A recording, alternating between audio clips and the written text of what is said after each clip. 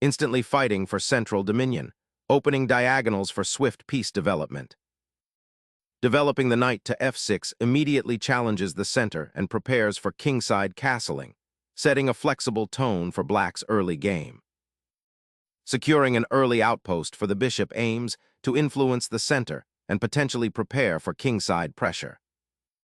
Initiating the fianchetto, black prepares to challenge the d4 pawn and establish a dynamic pawn structure that will influence the queenside. Developing the knight to c3 now supports the d4 pawn and prepares to contest central squares, potentially eyeing e4 for a more ambitious pawn advance later. Developing the bishop to this square solidifies control of the long diagonal, preparing for an eventual queenside expansion. Pioneering the center, this bold thrust immediately challenges black's pawn chain and opens diagonals for your bishops. Securing the king is paramount. It allows you to focus on developing your pieces and challenging white's central ambition with fluidity. Developing a piece to its natural square here bolsters central control and prepares for further kingside expansion. Bolstering the queenside structure, c6 prepares to solidify the pawn chain and support a potential b5 expansion. Unleashing a pawn thrust to gain central space and disrupt black's knight's natural squares, this aggressive pawn push immediately challenges black's setup and aims to restrict the opponent's pieces while opening diagonal lines for white's bishops. It's a bold statement, seeking to gain initiative and dictate the game's rhythm by creating immediate imbalances and potential tactical skirmishes. The knight bravely ventures into the enemy camp, challenging the central pawn and aiming to disrupt white's comfortable space advantage. This outpost, though potentially precarious, allows for dynamic counterplay and eyes key squares on the queen side. Shattering the central pawn chain opens the d-file, giving your queen potential access and forcing black to consider recapturing with a pawn that would obstruct his bishop. Opening the c-file now creates immediate tension on that flank. Observe how black's pawn structure, while gaining space, now has a slight weakness on the d5 square which could become a target for white's pieces. This exchange fundamentally alters the pawn distribution, potentially setting up active piece play for both sides as they vie for control of the now semi-open diagonal. Opening lines of communication for the bishop on c1 promises to be a struggle as white meticulously consolidates his central pawn majority and prepares to utilize the e5 outpost, while black's king remains somewhat exposed on the queen side. Repositioning the knight to c6 solidifies central control and prepares for potential pawn advances, while also maintaining flexibility for future piece development, offering a solid foundational response to white's assertive pawn push.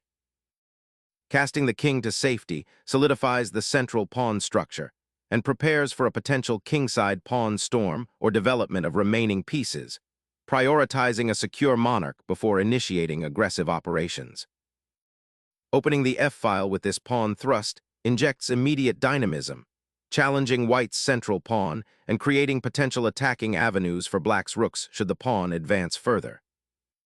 Unleashing the bishop to its natural diagonal, white subtly repositions for central pressure, eyeing potential breakthroughs on the king side and aiming to control the long dark square diagonal.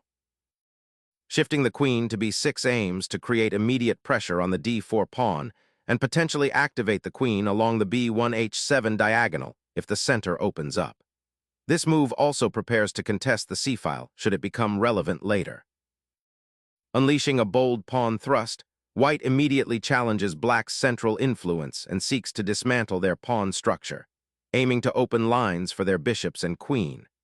This aggressive action forces black to make a decision about their central pawn formation and potentially exposes their king if not handled precisely. Embracing the open file, black willingly concedes the central pawn structure, prioritizing piece activity over pawn possession.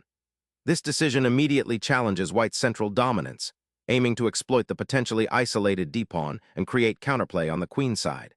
The exchange forces a reevaluation of white's attacking potential, as the carefully constructed pawn chain has now fractured, presenting new targets and strategic possibilities for black's pieces to coordinate. The bishop leaps forward, creating immediate attacking pressure on the king's flank and opening a diagonal for potential future assaults. Seeking safety, the king retreats from the exposed diagonal, a prudent decision as the queen now exerts pressure on the c-file, creating a new tactical nexus. Repositioning the bishop to b3 sharpens the pressure on black's queenside pawn structure, specifically targeting the isolated c4 pawn and potentially creating attacking avenues along the a2-g8 diagonal should the center open further.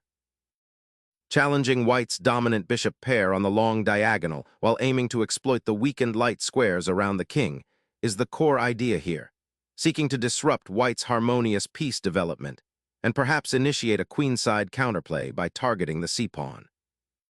Re-establishing control of the central files with the rook now becomes a priority for white, anticipating a potential struggle for open lines in the middle game. Exchanging the knight for the bishop on b3 immediately opens lines, but the resulting pawn structure for black on the queen side is compromised. While it removes a well-placed piece, the positional cost of creating doubled isolated pawns on the c-file could prove significant in the long run, potentially restricting black's queenside play and providing white with targets for their rooks and king's pawn. Opening the file creates immediate tension for black's queenside, forcing a strategic decision about defending the weakened b7 pawn while considering the increased scope of white's bishop. By advancing the d-pawn, black injects life into their central pawn structure, immediately contesting white's imposing e5 pawn and aiming to liberate their queenside bishop from its otherwise cramped diagonal. This initiative aims to disrupt the harmony of white's pieces, particularly their temporarily exposed light-squared bishop on b3, which may now find itself under scrutiny. Observe how this pawn push potentially opens a diagonal for the bishop on g7, transforming it from a passive observer into an active participant in the ensuing battle. Unleashing a bold pawn thrust, white immediately challenges the d5 pawn, aiming to dismantle black's central pawn mass and create an outpost on e6. This pawn storm aggressively probes for weaknesses, forcing black to make immediate decisions about the integrity of their pawn structure. The advance also aims to restrict the mobility of black's pieces, particularly the queen and knight, potentially isolating them or forcing awkward retreats. Consider how this sudden spatial gain might impact the control of key diagonals and files moving forward. Pushing the pawn to d5 seizes central space and prepares to contest white's d-pawn, but it leaves the b3 bishop somewhat exposed and potentially clutters black's pawn structure. Bringing the queen to e2 solidifies the kingside and prepares for potential queenside expansion, creating a subtle yet significant shift in the board's dynamic balance. Unleashing the queenside pawn, this maneuver aims to disrupt white's control over the queenside and potentially open lines for the rook.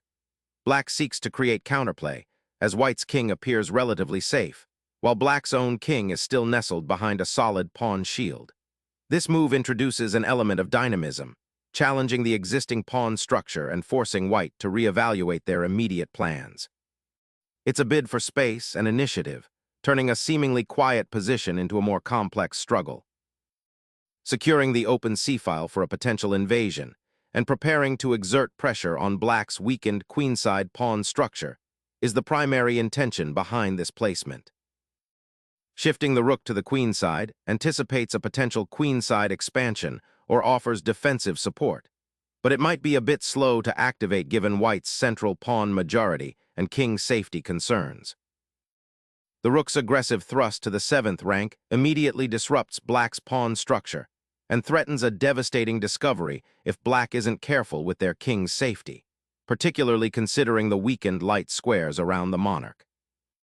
Reasserting presence on the 3rd rank, the rook now eyes the vulnerable c4 pawn and prepares to challenge for the open c-file, a crucial highway for piece activity. Unleashing a pawn storm is a classic strategy to exploit a potentially exposed king, and white's h4 is the vanguard of such an assault, aiming to create space for an attacking pawn advance or even to pry open lines towards the black monarch. The rook on c7 is asserting significant pressure, and this repositioning of the queen attempts to counter that encroachment by creating a dynamic tension, potentially opening lines for attack or forcing concessions from white's advanced pawn. The king's immediate vicinity is being relentlessly probed. This aggressive pawn thrust aims to tear open lines and create mating threats on the king's side. A bold foray into enemy territory, this knight's sacrifice dramatically disrupts white's pawn structure and opens lines that were previously sealed, creating immediate tactical complications and forcing white to reevaluate their king's safety amidst the unleashed pressure. Opening the H-file presents a direct assault on black's king, which is currently quite exposed on the king side, and the pawn structure around it has been weakened by the earlier move f6. The immediate aftermath of this pawn sacrifice is to draw the rook from its defensive post on the file, creating opportunities for white's pieces to infiltrate. This is a calculated risk to exploit the positional advantages gained, aiming to dislodge black's defenders and create decisive attacking lines. Opening the H-file with that pawn capture unleashes a torrent of tactical possibilities, forcing black to confront the immediate threat to their king's safety, while simultaneously abandoning crucial central space.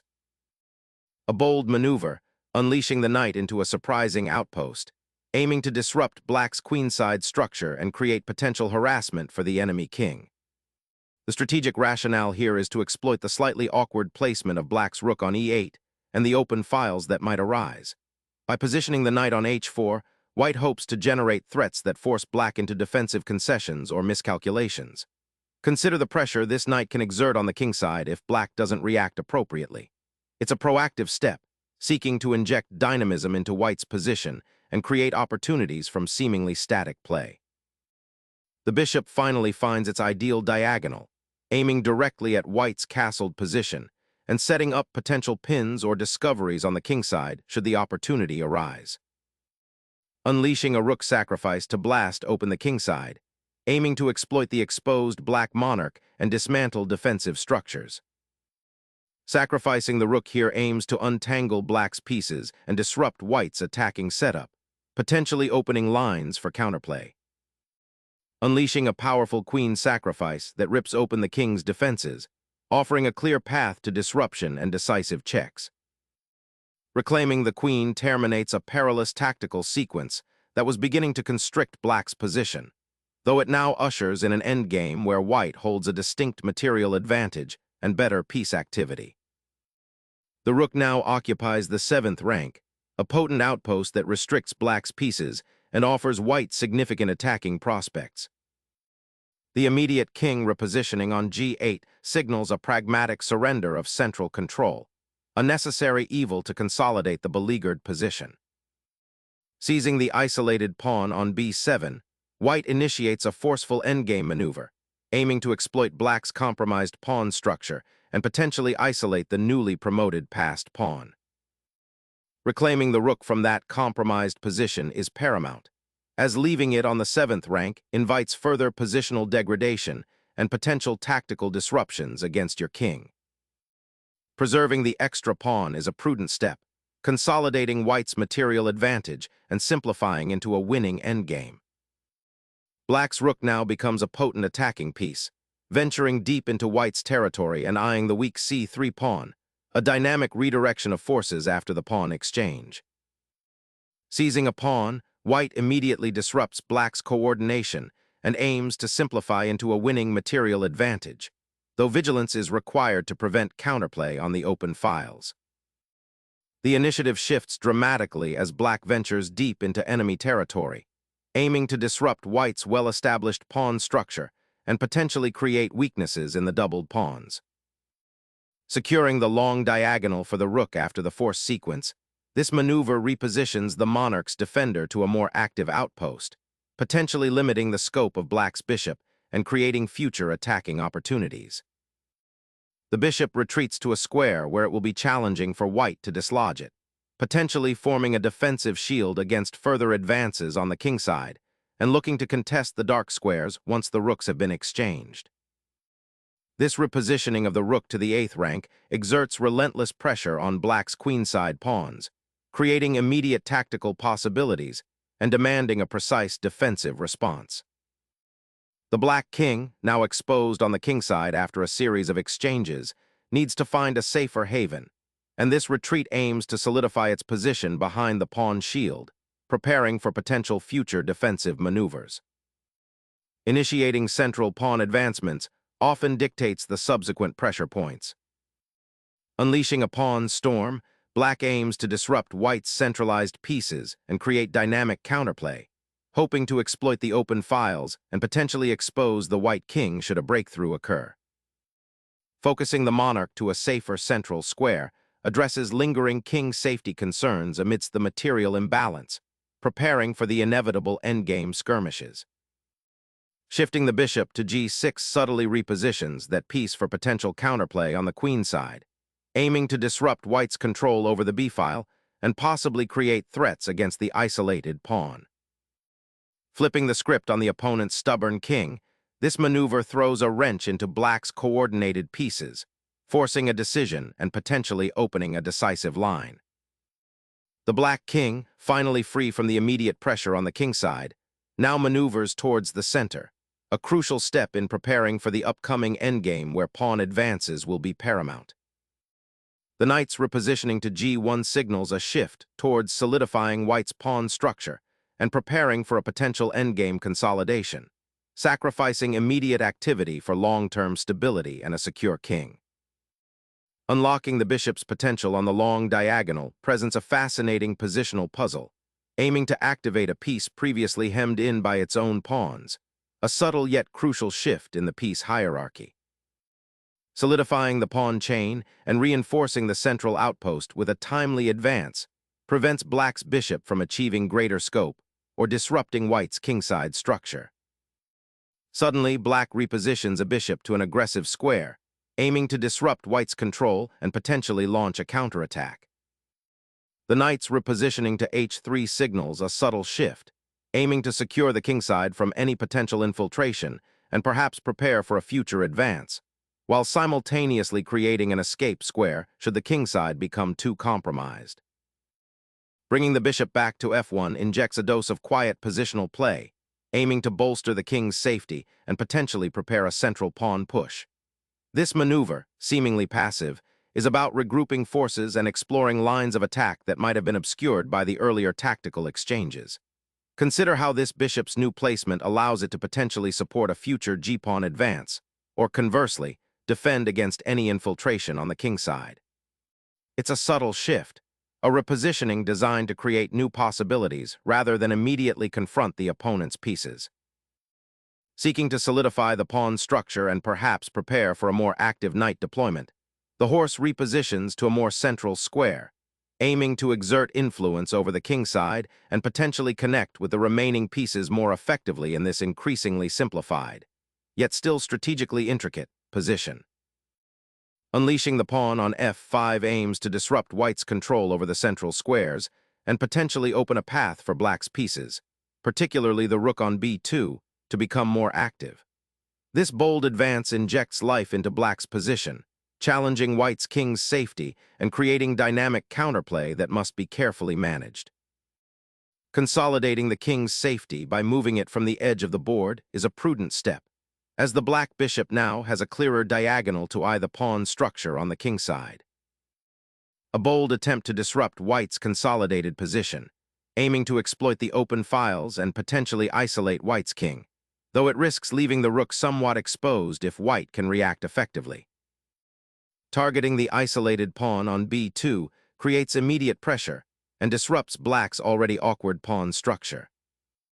Unleashing the pawn storm on the king side now, f4 aims to break open lines and activate black's pieces, potentially creating tactical opportunities or forcing concessions from white's somewhat scattered army, though it also risks weakening the pawn structure around the king. Activating the knight to a more dynamic central square, aiming to exploit black's potentially awkward pawn structure on the king side and perhaps support a future advance on the king side.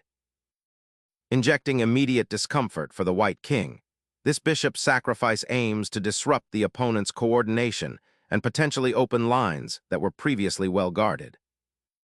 Protecting the king from that pesky bishop check while setting up a potential escape route for your own monarch is a sensible defensive maneuver.